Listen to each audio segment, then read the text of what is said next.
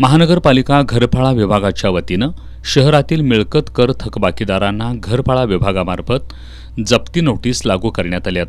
मात्र तरी देखील ज्या मिळकतधारकांनी आपली थकीत रक्कम जमा केली नाही अशा थकबाकीदारांवर घरफाळा विभागाकडून मिळकत सील करण्याची कार्यवाही सुरू करण्यात आली आहे.